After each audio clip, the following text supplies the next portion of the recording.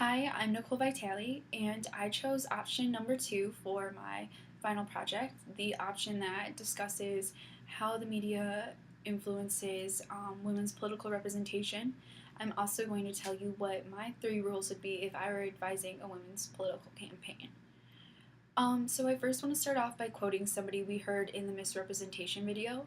Her name is Pat Mitchell, and she said, "The media is the message and the messenger, and an increasingly powerful one."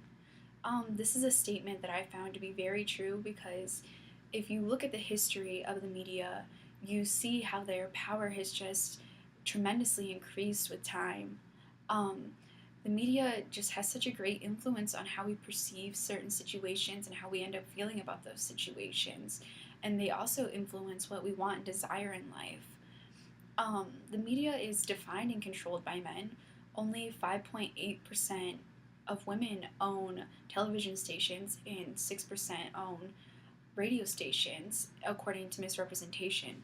And as you can see, women's ownership is almost obsolete, so it's no wonder we feel these images being projected and the images of women being projected through the media seem as if they're coming from a male's view because they oftentimes are. And the media does a horrible job at trying to highlight successful women in America. Um, John Boehner's first 4 weeks as Speaker of the House, he was on 5 National Weekly magazines, and Nancy Pelosi, in 4 years, she had been on none. So it just shows you where they place an importance in what they choose to highlight, and it's not these women making the strides towards women equality and political representation. And then when the women do get highlighted in the media, it's almost never for their successes. It's more for things such as their appearance. As we saw in the Cornblood book, both Hillary Clinton and Sarah Palin were subjected to media scrutiny all due to their appearance rather than um, the issues that they were trying to tackle. And I believe that the media can be a very powerful tool in helping women gain more political representation, but a lot of things have got to change first. And in displaying more successful women and highlighting them for their success in their education and their accomplishments would be a much more powerful thing and message to relay to not only young generations but all generations. It would probably start to help that political ambition we talked about in Lawless and Fox. Um, it would increase for women, and then for men, it would help them be accepting of when they do come in contact with these powerful women and realizing that women are capable of fulfilling these leadership roles. Um, Also, in the Lawless and Fox book, they quote Geraldine Ferraro, and she said, "I never thought I'd see another woman on a national ticket in this cycle after Hillary lost, but it's like a ripple effect. Hillary's campaign, my campaign, it's a ripple effect far beyond the immediate results." Um, and this is another statement I found to be very true because it it is something that once you see somebody accomplished, you start feeling like, oh, maybe I have a chance to reach those sorts of levels too, and women's desires will go up to reach those levels.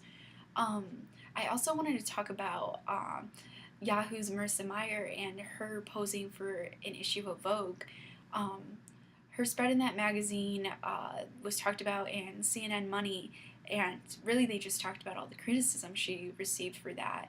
And people thought it was setting women back. She was in a fashion magazine, and she was this powerful woman. She shouldn't have done that. And they didn't like the pose she had. People just had all sorts of problems about it and opinions. But I personally saw it as a positive thing. I saw it as a fashion magazine highlighting somebody who was powerful, successful, and a businesswoman.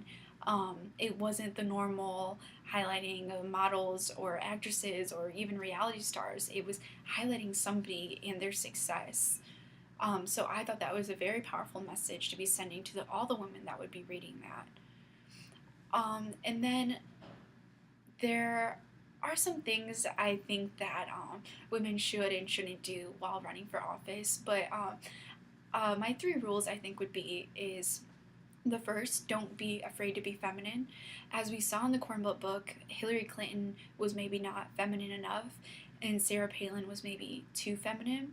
But in the Murray book, it highlighted how both Angela Merkel and Ellen Sirleaf played to their femininity when it was appropriate and played to their masculinity. They had a great team behind them, and they were just very good at balancing both those images. And overall, being able to balance that really helped both of them win their elections. The second thing I would say is be prepared. As we saw, Sarah Palin oftentimes was not prepared or just didn't handle situations well. Um, but you're a woman, so you're already going to be under more scrutiny than your male opponents. So you have to be on top of it at all times. There's really no time to make mistakes. As we read in the Ann Slaughter article, she had to work just even harder than her um, male colleagues. She had to work twice as hard and longer. And you still only get to a certain level, but you have to be willing to do that work and all that work if you want to reach a high level of success. And then, third, I would say make sure you keep your image conservative because, as we saw, no matter what, you're a woman and you're gonna be under scrutiny in the media for your appearance, whether it's gonna be a positive thing or a negative thing. Just don't give them any reason to sexualize you in the media. Um, the more you keep your image conservative, the less fuel they'll have to send all this backlash towards you. We saw that Hillary Clinton maybe wore too low a low cut shirt, and I mean, I didn't really think it was anything that major, but the media took it and they ran with it, and they focused on that rather than what she was talking about. So I do believe that the media can help women, but right now I don't believe it is helping women. But I think if we start to make changes and start to highlight women for being successful and educated and gaining leadership, that's a more powerful image and healthy image to send rather than just focusing on women's appearance. And like I said before, when that happens, these women's political ambition will start to rise and males' acceptance of that will start to rise also. So that's pretty much how I feel about women and how the media influences their political representation. Thank you.